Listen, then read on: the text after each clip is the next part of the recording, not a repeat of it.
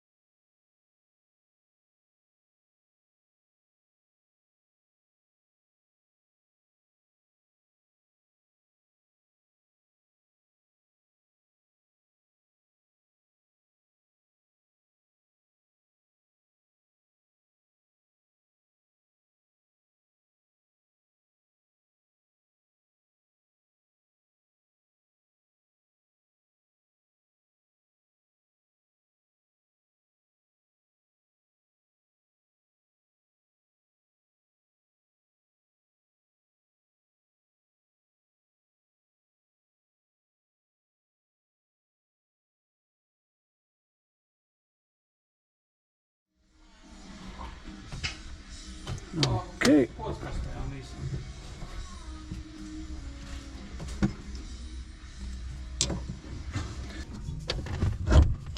To.